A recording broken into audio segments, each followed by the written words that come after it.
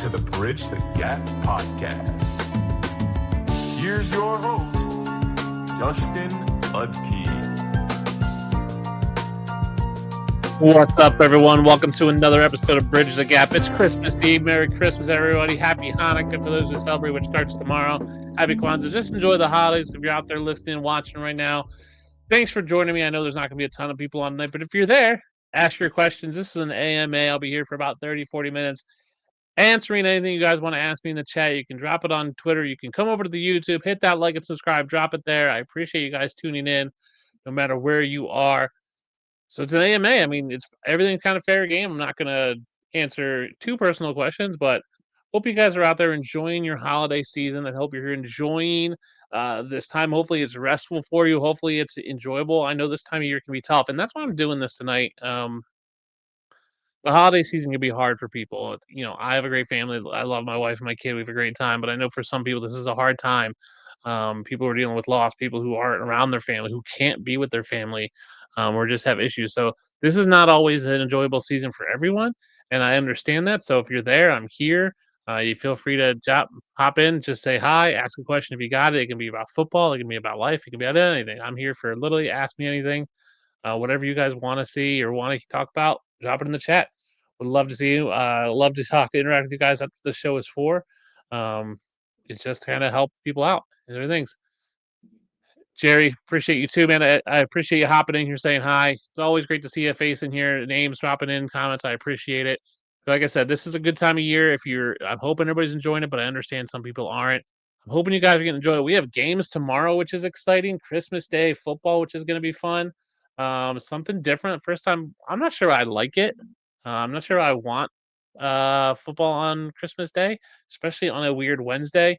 I think it creates a awkward imbalance with the league, with teams coming off playing last week on Thursday, Sunday on 5 days rest. You got Chiefs and the Steelers at 12 Central, so 1 p.m. Eastern, and then 4:30 Eastern for Ravens Texans. Good teams. So the league lucked out and they put good teams on, not like hopefully good teams. I think they learned their lesson from Thursday night with these like, hey, this should be a good team. Let's put them in prime time. And they actually put what they expected to be good teams and good games on these things. Other than the Steelers, I think we knew the Texans were going to be good. We knew the Ravens. Obviously, the Chiefs are going to be good. So I think that's really what they were hoping for. My issue is the quality of the product going to actually be good tomorrow? Because you're talking about teams on a short rest this late in the season. What does that look like for injuries? If there's a big injury tomorrow, the NFL is going to have to answer a lot of questions from the media on why. Why did you put games on Christmas knowing that you're going to have short rest and you have guys that have potentially for injury? So I wonder what it's going to look like. I wonder if the game plans will be as robust as they would be if these were full-length rest games, if these games were on Saturday or Sunday. Like, would the Texans have more time to plan for the Ravens and, compensate for Tank Dell getting injured? If they had more time, I don't know. So I'm worried about the quality of the product. Listen, I'll take football whenever. We only get 18 weeks of real football in the regular season, then playoffs, so 4 weeks of playoffs. We hate it come March, April, June, July when we have no football and we're asking for it. Then we all complain when we get it and it's a crappy Thursday night game. So I'll take the football. We'll see what the quality of the product is. We'll also see how many people tune in. These are going to be on Netflix. I know a lot of people are questioning if Netflix can hold up after the Tyson Paul fight. Here's the deal. Tyson and Paul had 60 million viewers is what Netflix was saying. The Super Bowl only gets like 45 million viewers, so I don't think you're going to see 45 million viewers for these games. I think you'll see in the 20,000 or 20 million. I think Netflix will be fine. I think viewership, it's one of those things like I'm going to have it on. I'll be doing my jigsaw puzzle, which is what I do every Christmas. My wife gets me a new jigsaw puzzle or two. I sit at the table, do my jigsaw puzzles, watch football. I'm not worried about Netflix having buffering issues. There's not much else on Netflix to really like compete against, as far as I know. Like, there's nothing like crazy. It's not like there's a new Stranger Things or some sort of big show going on there. Albert, how's it going? If you guys have questions, feel free to drop it in the chat. I'm here it's an AMA. You can ask me anything. Football related, life related, Christmas related, food related, whatever you want. Ask me anything. That's what I'm going to be here for about half an hour, 40 minutes, or until the questions stop coming. So feel free. Appreciate you guys dropping in. Saying hi, at least that's always fun to see people, especially people I know from the Twitter space. So check it out there. So I think Netflix will be fine. I'm not worried about buffering tomorrow. I think the first game is going to be interesting. The Chiefs have a ton to play for. If the Chiefs win, they lock up the 1 seed. It's a good test for the Steelers because obviously they're a playoff team. They're in the hunt for their division. Can they compete? We've seen them do well against some other teams, the Bengals, the Ravens, recently in their division. Obviously, the Chiefs are the litmus test for everybody. They're the standard, right? They're the 2-time Super Bowl champs. Looking to go 3-peat. We'll see what Pittsburgh looks like. It looks like George Pickens might be back. I don't know. It seems like he's been out with injuries, but also some maybe starting fights. I don't know. It's interesting. This game is what it is because the Bills play on Sunday, and there's a possibility that the Bills will know going into their game that they can be no better than the 2 seed. Because if Pittsburgh loses, so Kansas City wins, they lock up the 1 seed.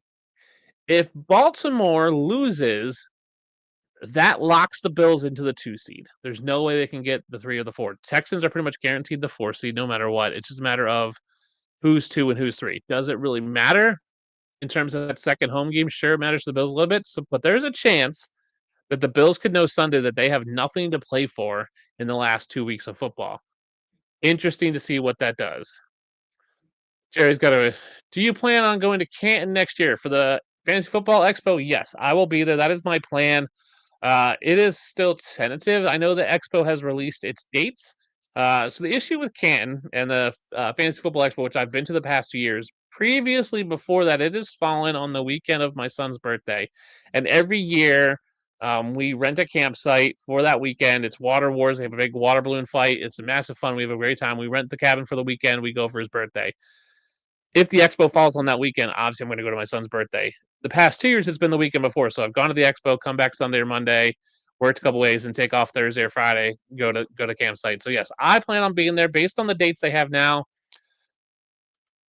The Expo people, so Bob Long and Jorge have done a really good job of checking with the Hall of Fame on dates. It's not 100% confirmed, but they always do it the week after the enshrinement, the Pro Football Hall of Fame enshrinement. Obviously, they can't do it that week because there's not enough hotels. I wish they would move it up and do it earlier. Do it end of July. Would be awesome. Sometimes there are kids that go back to school. So the way it works for me is I go Expo, come home, do my son's birthday weekend, and then that Monday he goes back to school because he starts really early. So I'm hoping it lines up again this year. I got to get dates from the campground when Water Wars is, and we'll go from there. But yes, Jerry, my plan is to be at Canton at the Fantasy Football Expo, which I believe right now, let me double check. I believe they're planning August 8th-ish is the proposed dates. I'm going to pull this up right now. So if you guys don't know, there is a Fantasy Football Expo. Happens every early August in Canton, Ohio. Bob Long puts it on, does a great job. They are saying save the dates August 8th through the 10th, 2025. That's when they are saying it's going to be. So if you guys don't know, it's a great time. It is not just creators who come. Yes, there are creators, so anybody could be there and is there, but it's also just a time where it's just a massive hangout. It's like a high school reunion on steroids. It's all the people you know from Twitter. It's all the people you know from the shows you listen to or watch on podcasts, on YouTube, whatever it might be. They're all there hanging out. So the way it works is Friday, there's an opening poker tournament. There's a Friday night party at this. Canton has this beautiful Continental Square where it's like just a green field. They have a cornhole tournament. Just kind of hang out, see people, meet people. For people like me who have gone a couple years, I know these people. So it's like seeing these people I only see once a year. People I've done podcasts with. But what I really enjoy doing is this year I was talking to 2, 3 people that were just fans. They were just players. They weren't creators. And I said, hey, who do you watch? Who do you listen to? They're like, I listen to Rich from Dynasty Nerds. I was like, cool. He's here. I know Rich. Went and found Rich. I was like, hey, and I was actually talking to him. I said, went to Dr. Kevin Murray, and said, hey, if you see Rich, from Nerds, bring him over here. And 2 seconds later, Kevin comes by with Rich. I've got Rich. Said, hey, I want to introduce the guys, introducing the fans. That's what I love about it. It's this connection. So it's a lot of fun. If you are a player or lover of fantasy football or football in general, it's just a great time. It's pretty inexpensive. It's like $75 for the ticket for the expo. And then you got to get your hotel and travel. So Friday night's the party. Saturday, there's events you can go to. There is Draft Night Out, which is an extra ticket. There's the Betting Expo, which is the booster setup. There is Kings and Queens Classic, so you can watch these expert drafts. Saturday night, there is a party. usually at the Hall of Fame Stadium. So there's a beer pong tournament, no beer, but just play pong. Again, none of people just hanging out. There's all kinds of stuff you can do. People are at the hotel. People are up late, staying at the hotel, just hanging out. Sunday is the actual expo from 12 to 4 usually. Lots of booths with different companies, podcasts, new companies out there. So like All 22, Optimus, IBT, RotoWire, Trophy Smack used to be there. There's a couple people that just make new trophies, new game implements, people who try in different platforms, all these different innovators, people that I'm going to have on this podcast who do the fantasy innovators are there. So it's just a fun place to like see what's new in the space, but also just meet new people, make connections. It's the best thing I've ever done is gone to the fantasy. So Jerry, thanks for asking that. I will be there. That's the plan. But if you are looking, the Fantasy Football Expo, their Twitter is the FF Expo on X Twitter. Bob Longer, you can reach out to me and I'll connect you. Great place to go. Great place to meet people. I mean, you want to meet Matt Harmon? He's there. You want to meet JJ Zachariason? He's usually there.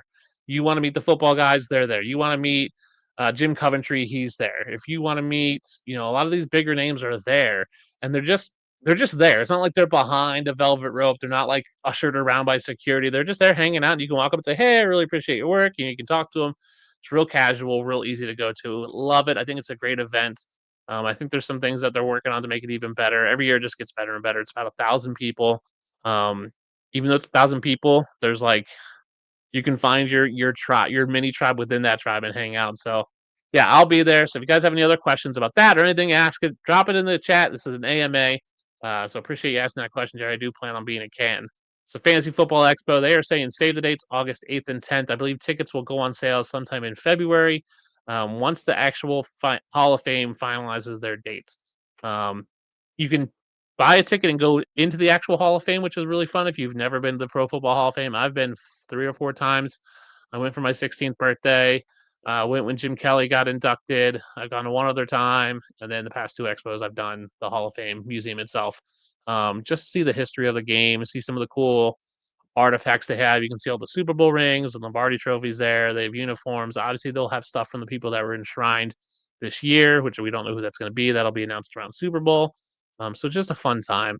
I think it's one of the better experiences that happens in our space, in the fantasy football space, in terms of getting to meet people.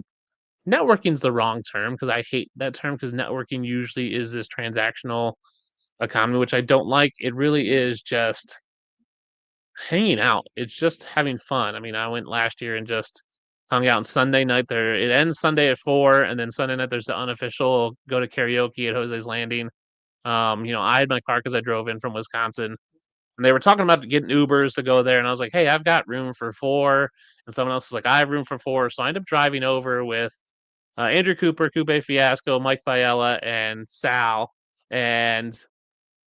Leto, and we just had a great time. Like, it's a 10-minute car ride, and it was just a blast. Then driving back, it was me, Mike, and Debro. Just drove back, and just getting 10 minutes in the car with people is great. And I've roomed with Joe and Steve for Front Office Pros. I was on their podcast last night, which got released. We talked about buying candidates for rebuilds and contenders in Dynasty, which was a fun video. So maybe I'll drop that link in there, but that was a fun video. So it's just a good time to hang out. So I've roomed with those guys, Joe and Steve. It's just fun to get to like hang out and see people and, be there. So I highly recommend going to the Fantasy Expo. So I just dropped Dynasty Pros Football, just dropped Bridge Gap, I guess both. Dropped in the chat. That's the video I did with Joe and Steve last night. We're going to do an interesting Kyle Pitts debate. So there is actually a poll on Twitter on who you'd rather have, Kyle Pitts or Eric All. I'm on the Eric All side. I think we've seen what Kyle Pitts is, and we don't know what Eric All is. So interesting topic. So Fantasy Football Expo, it's a great time. It's one of the best things. We're back to the football games tomorrow. So Bills could bench all their players because they might know. So it's going to be interesting to see what that looks like for Sunday. So if you're playing in your championships, keep an eye on that, because if you have Josh Allen, does he play the whole game if they have nothing to play for? He might not. Conversely, they're playing the Jets. Maybe Aaron Rodgers is playing against, and I said this on a couple podcasts, maybe Aaron Rodgers is playing against second or third string. So Aaron Rodgers, Devontae Adams, Breece Hall, maybe even Garrett Wilson. Like, those are guys. And Ty Conklin, if you're looking for a deep sleeper for some reason in your championship. So I'm not sure I love having football on Christmas, but I'll take football I'll take football more days than less days. Let's just put it that way. I will have it on. Obviously, I'll turn it off when we're doing family things, opening gifts or having dinner. Family first always, but I enjoy having it. So if you're watching this, appreciate you tuning in. Drop a comment in the chat. You can do it on Twitter, or you can come over to the YouTube, hit that like and subscribe, drop a comment. It's an AMA, so I'll answer all your questions, whatever you got out there. So tell me what you guys think. What do you think of games on football games on Christmas Day? Do you like it? We've seen the NBA do it for a couple years, and NBA viewership has not been amazing. Um, I think the NFL is trying to capture some of that, trying to gain some new viewers, which I don't think is a bad thing. I think that's a worthy cause to try to get new viewers. I'm not sure this is the way to do it. I get it. It's like, well, they have games on Thursday. It's just one game earlier, but one day is a lot for NFL, especially this late in the season. Because we'll have Wednesday games, we'll have Thursday games, we'll have 3 on Saturday, then we have Sunday games and then Monday games. So we're getting football like 5 out of the 7 days this week, which is pretty awesome. Because we just had games on. We had a Monday night game, so no games today. Games Wednesday, Thursday. No games Friday, Saturday, Sunday, Monday again. So I love having more football. I wonder what the product's going to be. I'm glad we at least have good teams because heaven forbids we had you know let's say the Packers Saints like last night. Oof, that was a brutal game. I mean, Saints should have been good, but they're just not. So that's the hard part of NFL scheduling is you just never know what teams are actually going to be. They can look at what they did last year and what they're projected to do and the hype around them in the market. Like Dallas seems to always get primetime games because they're a big draw, but sometimes you just get stinkers. So Thursday night this week we got Bears Seahawks. If that was a Christmas Day game, that would lose a ton of viewers. So Bears Seahawks isn't a great game. It's an 8-7 Seahawks team vying for that division, and that whoever wins that division is going to be the 4 seed. Whoever doesn't are out. Bears are out of the playoffs at 4-11. Saturday we got Chargers Patriots, which I think is an interesting game in terms of momentum building for the Patriots. Can they compete with a good team? Chargers, I think, are still technically in the playoff hunt. Drake Mays look good. Can the Patriots still bring him along and play against these good teams late in the season? We also have Broncos Bengals. Bengals need to win out. They're 7-8. They need to win out to control their destiny to make the playoffs. Broncos are 9-6. They're still in the hunt for that wild card spot with the Chargers. So that's a good game. I'm surprised that game didn't get flexed, but that's a standalone game on Saturday, so I understand why they left it. Sunday night, we've got Cardinals-Rams. That's a Rams team that needs to win to keep pace with Seattle if Seattle wins. Seattle's 8-7. Rams are 9-6. So Rams are currently controlling their division. So tough divisional game. I like that. Sunday, got Bills-Jets, Raiders-Saints, which is a stink fest. Colts-Giants, Cowboys-Eagles, which is interesting. I mean, it's Cowboys-Eagles. It's always a big rivalry. Panthers-Bucks, Titans-Jags, Dolphins-Browns, Packers-Vikings. And then Sunday night, you got Falcons Commanders, which is, I mean, it's interesting. It's Penix with the Falcons going against Jaden Daniels. I have always said, and I know people hate me for this, but I think Michael Penix was the best quarterback in this draft class. I think he looked decent on his first game. I'm not going to make any declarations on him until I see probably 8 games. That's what I do for quarterbacks. I don't make a quick snap judgment. 8 games is usually what I want to see and see if there's hope. I think you could see it with Josh Rosen. It wasn't there. I think Bryce Young has been better than I expected. Obviously, coaching changes, do that. There's some things you can coach out of players. There's things you can coach out. There's things you can't coach out. And I think Bryce Young had a lot of things you could coach out, and I think he got the right coaching. That was always my question: is can he get the coaching? Monday night we got Lions 49ers, which I think would have been a great game, but the 49ers have dealt with a ton of injuries, and I don't know what the 49ers are going to do for the future because Brock Purdy needs a contract. Is he worthy of a big contract? No. I mean, he's not going to get, he shouldn't, I'm going to say not going to, he shouldn't get Trevor Lawrence money, but Trevor Lawrence shouldn't have got that money. The problem with quarterbacks is if they're good enough, they're going to get paid a ton. Because the risk of trying to find another guy that's good enough is so hard to do. Finding an elite guy like a Mahomes, a Josh Allen, Lamar, Justin Herbert, Joe Burrow is super hard. Finding a guy who's good enough is just as hard. Finding a guy who's just who's good, like finding a Trevor Lawrence, finding a Derek Carr, finding a Kirk Cousins, a guy who's good, who's maybe not elite but is good is really hard to do. If you look at the quarterbacks that come out, I mean, Carson Wentz was slightly less than good and doesn't have a job. Like, you need to be good to keep your job, and if you're good, you're gonna get paid. Trevor Lawrence is good. He's not great, he's good. He got paid. Kirk Cousins was good and got paid and now is benched because he's less than good because he's lost a step. So if you're good, you can keep your job. The problem is that finding good is really hard. That's why we see these quarterbacks get paid so much money because finding good is so hard. Finding average is just so hard to do when there's so like average is even there's so many average guys out there that you don't pay average, you pay good because that step from average to good is so hard. It's such a big step, and so finding that is super hard. So appreciate you guys tuning in. If you're here, it's an AMA. You can drop me a question in the chat. Love to know your questions. Again, AMA. So ask me anything about anything you want. We're just gonna keep talking football until you guys have more questions. It can be about football. It can be about life. It can be about Christmas. For all those celebrating, happy Hanukkah. I know that starts tomorrow. So happy Hanukkah to those people. Kwanzaa. I'm not sure when that starts, but happy Kwanzaa. Whatever other holidays, Festivus. If you celebrate Festivus for the rest of us, out there. So. If you guys are watching, drop in the chat. What are you hoping to get for Christmas? And I think this is an interesting question I'd like to ask this time of year. What's your dream gift? Not what you feasibly think you could get, but like what's the gift you want? And I think what this question does for me, it shines a light into someone's vision and dreams and hope for the next year. So I asked this to a group of guys I meet with weekly, and I said, "What do you guys want for Christmas?" And I kind of laid it out for them. And I said, for me, it's new podcasting equipment. I would love a better mic, better lights, a soundboard, all that kind of stuff to make the production quality of this better. Pricing out what I want, it's like $800. So feasibly, I'm not getting. I don't have $800. My wife doesn't have $800 to spend on me for Christmas.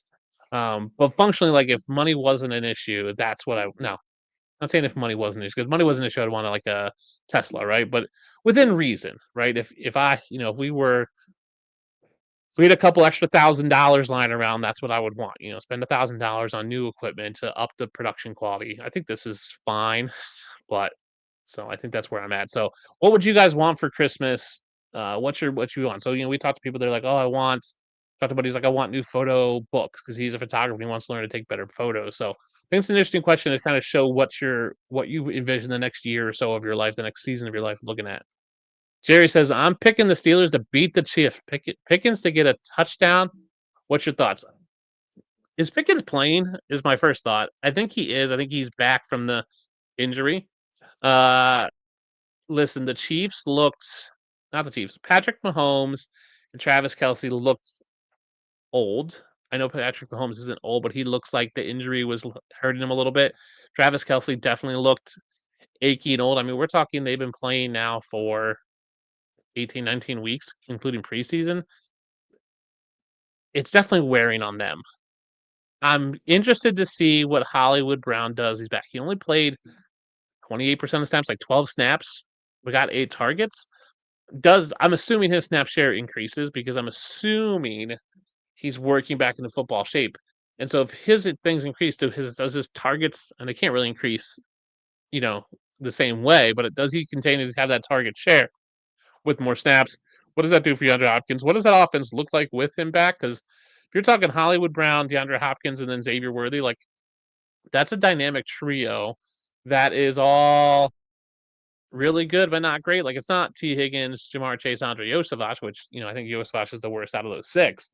I think Hopkins has lost a step. I think Hollywood Brown is good. I think he's slightly above good, and I think Xavier Worthy is talented enough. I think he's a special player in certain aspects, especially his speed. Obviously, we know that.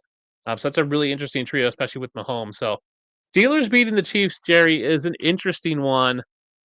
If they do, that's a huge upset. It'd be great for the Bills because that means the Bills still have the 1 seed in play. So with the Steelers, it'd be a shocking loss for Kansas City. I'm not sure Pittsburgh is that good. I think Pickens could have a touchdown. I think he's going to come back. I think Pickens is one of those players that cares a lot about how he's perceived in the media and in the grand scheme of things. So I think he's going to want to show people that he is an alpha, which I'm not sure he actually is. I think that's why his temper kind of boils over at times because he's so consumed about like no, I need to show people that I'm the guy. I need to show people that I'm him, and he, at times just isn't. And Mike Tomlin doesn't put up with that. Mike Tomlin's not going to force feed him the ball. Neither will Russell Wilson. I love Najee Harris. I hope Najee Harris has a good game. It's a tough matchup against Kansas City. Let's face it, Kansas City's only lost once to the Bills. They are beatable. I think they've had a lot of lucky breaks. You can say refs, but blocking the field goal, these like last minute luck, a couple inches here and there. It's a game of inches. So, Jerry, I think it's a great pick. If it happens, I'm going to shout you out because I think Steelers beating the Chiefs is a bold pick. I mean, obviously the Steelers are a good team. You don't get to 10 wins by being bad. They've gotten to 10 wins and they've won a couple games without scoring a touchdown. So they're probably not as good as their record says, but they're still probably a 8-team. Like, I think their record should be 8-7. I don't think they're a 10-5 team based on what I've seen on the field. Now they have 10 wins. That's the problem with the games is you win a game, you lose a game, it can go either way. When I watch their games and look at film, I think they're like an 8-win team. So I think overall, I think they're a 9-win team for the season. Obviously, they're going to win probably 10, 11 games. They've already won 10, they need to get one more. So they could beat the Chiefs. I mean, anything can happen. That's the nature of football. It's in Pittsburgh. I don't think there's any crazy weather this week in Pittsburgh. I haven't looked at the weather reports for teams yet. I know there's one guy, and I can't remember who does his weather reports weekly. I usually check those out. I can't. This is why I'm so bad at this. I forget who it is that does it. Tweets it out every week. If I can find it, I will let you guys know. But it is cold. I mean, it's just cold. It's winter. That's just part of it. So I'm looking for this guy's tweet. He always has the same graphic for it, so I can find it pretty easy, but I don't see it anywhere. I'll keep looking. But here it is. Matt. Yes, Matt FF Dynasty does his weather report, and I have not seen a week 17 one yet, or week 16. Let's see. Here's his week 16 one. Let's see what he says about this. Played in a dome. Arizona, Carolina, Cincinnati. No, this is last week. He's got New England Buffalo. I haven't seen the 17 one yet. He might be taking the break off, but I think it's going to be interesting. I mean, anytime there's weather, it just can be something. So we'll see. That's going to be a big one. So if you guys are just tuning in, AMA, drop your questions in the chat. You can ask me anything. If you're looking for something to answer, what do you guys want for Christmas? What could be a reasonable gift for you that someone might, not saying money is no issue, but there is a couple $1,000s to spend. Like, what would you want? Because I think it kind of gives you an insight. And what do you think about Christmas football? Is it something you're excited for? Is it something that you would have done if you were the commissioner? Would you have said yes? Let's put games on Christmas, or do you not like it? I'd love to know your opinions on it. I'm a fan of football more days than not, but it's maybe not what I would have done as commissioner. I think you run the risk of injuries, you run the risk of hurting your product. I don't think oversaturation's a word I would use, but there is that risk that people, not football fans being oversaturated, but the significant others and family of football fans feeling oversaturated and feel like there's just too much football, and it could come to a head at families of you're always watching football, it's Christmas, turn football off, and then you lose some viewers that way. Because it is a balance. Like, I have a wife that is very supportive. Last week I was like, "Hey, what do you want to do today?" She's like, "Well, you're going to watch football, and I'm going to do this." I was like, "Oh, awesome! Like, you just know that's what I'm going to do." And I do take my time. I do laundry. It's something I've talked about a lot. I do laundry as I watch football on Sunday, so I sit there and fold laundry on the coffee table while I watch football. Take my breaks. Halftime, go throw a new load in, put it in the dryer. So I do try to help out. And then obviously, game gets over, we have dinner before the Sunday night game. Sunday night games, I usually write my articles. So I try to keep that balance, that work-life balance. But there's people out there who just are too addicted to it and they can't keep that balance. So I wonder if that's going to play an issue into these Christmas games. So it's definitely going to be interesting. I'm all for having football on anytime. I'm also curious how NFL did, because I know they were going against NCAA the other day with some of their bowl games. So we're curious to see what those numbers look like. I'm not sure what I think of this new college bowl playoff. It seemed like home field won out. It seemed like the SEC kind of rolled, as from what I know. Like Tennessee got smoked. It just seemed like the big Power Five schools were the Power Five schools for a reason. I wonder if there's a way to fix that. I don't think you can go all neutral sites. I just don't know if there's a obviously the stadium's there. I just don't know if there's a market to get teams to travel. If it's just too much to travel for multiple games. So Ohio State would, if they won, they have to travel to first game, travel to second game. I'm not sure that works, but I'm for the expanded playoff. I think it's great because I think every year we see teams get kind of screwed out of the 4-team playoff, so you had to go to a bigger one. I still think it's a balance between length of schedule, working with the schools, the money involved is all going to be interesting. Obviously, schools will take more money because obviously now they have NILs, which is a big part of their thing. Which I work at the University of Wisconsin. I don't work in the sports department, but I know people that do, and dealing with that is an issue. In terms of where you get your money and how much money you have, and basically hiring a agent to kind of deal with NIL. So college football is there, and I think the NFL is still king. I think the NFL is king across the board in all sports. Um, I think there's other sports that could contend. I think they've missed a step. I think hockey really could find its niche. I think hockey has really dropped the ball with its TV rights. They haven't been able to get anybody to sign TV rights, so I think it's gonna be interesting. Jerry says, "I think the see it being much closer this week." I think so too. Obviously, we just see better teams, and we have the buys that teams that got the buys. So, um, let's see what do we got this week for college football. My page wants to load. Let's see scores. I know we have Ohio State, Oregon, which I think is going to be the big one.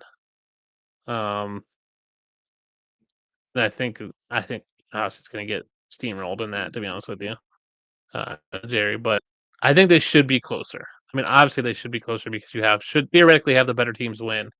So you should have better teams. So we got Penn State, Boise State. That'll be interesting because I'm not sure that's a Boise State. Yes, they're 12-1, and Penn State's 12-2. Alshon Jeffrey, if he can run all over Penn State, I think that bodes well for him in the pros. Texas, Arizona State, Ohio State, Oregon's 8-1-8. That's the one I'm looking at. I didn't think Ohio State deserved to make the playoff personally at 11-2, but they did. Georgia, Notre Dame's a big one as well. I think Notre Dame got hosed as a 7 seed personally. So we'll see. I think it's gonna be interesting. Texas, Arizona State. That's gonna be an interesting one.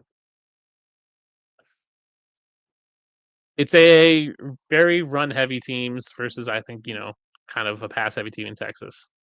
Georgia should be good as well. Rooting for Notre Dame. Yeah, Georgia, Notre Dame. That's going to be a good one. I love seeing schools that don't like. I don't love Notre Dame. I'm a Michigan fan, but I love seeing something new. Like we've seen Georgia, we've seen that enough. I'd love to see Notre Dame, have that kind of run. We've seen Ohio State. I hate Ohio State, obviously, as a Michigan fan. I'd love to see Oregon kind of make a deep run. We haven't seen that in a while. Texas, it's been a long time since probably Vince Young that they made a deep run. Arizona State, we've never seen, so that'd be really cool to kind of build that pedigree. I think as we see these teams that have never done or haven't in a while, they have to succeed in order to help recruitment because why wouldn't you go to Alabama? If you're a recruit and Alabama wants you, why would you not go to Alabama? They're just they're gonna like Alabama, just the name alone, even without Nick Saban, just brings in people and having other teams that can show that they can compete makes recruitment harder, but also more parity, which I think is great because I think we want parity in college football. I want to see Arizona States, I want to see Notre Dame's, I want to see Wisconsin's, I want to see these non-power five or smaller power five schools kind of jump up and have their shot every 10 years or so. Like I said, Texas, I feel like it hasn't been since Vince Young that they were like in the national spotlight. So that's been about 20 years, it feels like. So I want them back. I want them to be able to recruit. I don't want to see every top recruit going Alabama, Georgia, Alabama. It's like, okay, I get it. Like, go somewhere else. Like, make your name elsewhere. So, should be good games, Jerry. I'm looking forward to it. Those games are, let's see, we got a Tuesday game. So, Tuesday the 31st, January 1st is a bunch, and then the rest are January 9th. So, Be good games. I don't think we get a ton of competition in terms of with the NFL on those, so that's always nice because we'll get college one day and then pros the rest of the days. So I think that's good. So, how are you guys doing in your fantasy leagues? How many teams have made it to the championship? I got knocked out by my mom last week. I was struggling with the Anthony Richardson Tua situation. I started Anthony Richardson, which was the right move. I just ran into Jonathan Taylor, and he crushed me. I mean, obviously, if you played against Jonathan Taylor, you probably didn't win. He had 3 touchdowns and like 200 yards. It's absolutely insane. With Jonathan, it was like the best game he's had, I think, in his career. So lost to my mom, which is what it is. And I've always said fantasy football for me is not necessarily about winning championships, it's about having fun. And I have had fun. My son is on Kids Messenger with my mom and my nephew who all play and my dad who play in the league, and they sit there and talk. And they were trying to talk trash on me, and I was like, I just beat my dad, like my stepdad, and I was about to beat my mom, and my nephew's there, my brother's in. So it's just this fun family. That's what it is. It's about fun. It's not necessarily. I have more fun having those kind of conversations than winning. Obviously, winning is nice and winning is fun, and it's nice to have those extra bragging rights. But as long as we're having fun along the way, that's what makes fantasy fun for me. So, well, sad to lose my mom, but it's okay. It is what it is. So, we've been on for about 36 minutes. I'm going to give it another 10 minutes. So, if you got questions, drop it in the chat. I'll answer your questions. It's an AMA, so ask me anything. Christmas Eve. Appreciate you guys hopping in, Jerry. Albert, appreciate you guys hopping in and saying hi and dropping questions, hitting up the chat. Definitely makes things a little easier when I have other people to interact with. We'll do another one next week, New Year's Eve. I'll do another AMA. And then starting back in January, we've got some guests coming on. So we've got Gritty, which is a new app for fantasy innovators. We're going to talk mental health and kind of therapy and why that's important. We're going to talk auction league. So I did an experiment this year. I'll give you guys a little preview. I did an experiment where I did cheap versus expensive auction teams. So I took took the prices for a $200 budget league and made a team with a $400 budget and made a team with a $100 budget. And then I have a comparison of how those teams did across the year, like what would their weekly scores look like based on best ball format, to kind of see like if you had double the budget or you had half the budget, could you still compete? And is getting the top guys always the best bang for your buck, or is there room to be had to be just as competitive, spending less? And kind of talk through that. So we'll talk about that. Jay says I have Oregon versus Texas championship with the Ducks winning. Oh, that'd be fun. Oregon Texas would be. That's a fun one, Jerry. I like that. Now something about the Oregon Ducks just is fun for me. It's just they always seem like I love that I don't know, they've never seemed to have the same combination of uniforms. They've got that, Nike deal where they can have 800 varieties of uniforms. They just seem like a fun epitome of West Coast teams, like that West Coast pass heavy offense. And Texas seems very old school football to me. I know they're not, but it just seems like they always produce good running backs. They always seem to be kind of run heavy. This kind of like smash mouth old school football is kind of like what I feel like when I think of Texas, and when I think Oregon, I think more of this new age West Coast passing offense. That'd be a fun one. Cole says, be interesting, but a better scenario than Ohio State winning. Yeah, anything's better than Ohio State winning. Again, Michigan fan here, so go blue. I do not want to see Ohio State winning. I don't even think Ohio State should have been in the playoff personally, but it just seems like it's the same old. It's not like last year when it was like, oh, we'll just put Alabama in because they're Alabama. This year was like, oh, we'll put Ohio State in. They're Ohio State. Like, they probably don't deserve it, but it's Ohio State, and we know they're going to draw well, and we know they're going to, travel well, and they're, big name, and it's, probably good for someone to knock off Ohio State, right? Like, that's Oregon beating Ohio State sounds better than what it really is, right? That's what it is if you beat Ohio State. You could say you beat Ohio State. Whether or not Ohio State is Ohio State or Ohio State, you still beat Ohio State. So it's that name recognition. Same like beating Alabama is still beating Alabama, even though Alabama is not what they used to be. We're seeing that in the NFL. The Patriots, it's been a long time, and I think they've lost that luster, but even the years after Tom Brady, it was still the Patriots. It's still the Patriots that you beat. And that's the thing, Chiefs, if the Chiefs go out there and roll out, Carson Wentz, and you beat the Chiefs, you can say you beat the Chiefs. And no one's going to go, oh, but it was Carson Wentz. It doesn't matter. You beat the Chiefs. Because you assume that team is good no matter who is starting. So there is that kind of name cachet. It happens more with college football than the NFL. So yeah, anything's better than Ohio State winning. Maybe I'll just get that shirt. Anybody but Ohio State. Michigan won last year. I was super happy about that. It was cool to see a bunch of them at the draft. Was walking past It's a funny story about that draft. And me and Hoove are coming down the elevator, going to the elevator to go out to see the crowd. We're in the media room, and we're there, and we're just also like turn the corner, and there's just these like I don't know, 10, 15 just large humans. It's the only way I can describe it. And you're like, no, I'm 6 foot. I'm 250. Who's probably 5'10", and he's probably a buck 85. And we were just like, oh, and we're like, oh, this is the Michigan. And we're like sitting there, like wearing one guy had a Michigan jacket on. We're like, oh, there's the coach had more. And we're like, oh, this is the Michigan team. Like, oh, and they're big. They're just all big dudes. When you get around like linemen, it's just a whole nother experience that you just can't explain. I've had it at the combine where you're like, I've been walking in the hall in the combine, and you're just like, oh, I'm with the running backs, and I'm like, okay, I'm about the same size. And then all of a sudden, you see like the linemen come, and you're like, oh, those guys are massive human beings. When you're talking guys that are 6'5", 6'4", 6'6", it's just a whole nother level. That was a weird thing last year at the combine, watching those guys go by, and Braylon Allen just like dwarfed all of them for some reason. It was just like he just seemed like he was a lineman among them. It was just interesting. I've always said I'm 6 foot.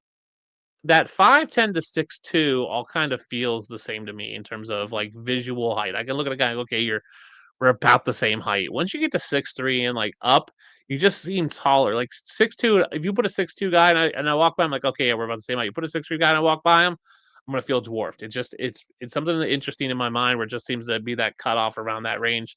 I had a roommate that was 6'5" in college, and he seemed so much taller, like just not 5 inches taller. It seemed like he was a foot taller. So when you start seeing these guys that are 6'4", 6'5", 6'6", and you especially see a bunch of them walking on the wall, you're like, oh, I can see how you can run behind them. There was this year at the combine, there was 3 offensive linemen walking next to each other in this, Indianapolis' big wide hallway, and they were walking, and I was like, oh, and I'm walking behind them like a good maybe 15 feet. I'm like, oh, I could definitely see how running backs do that.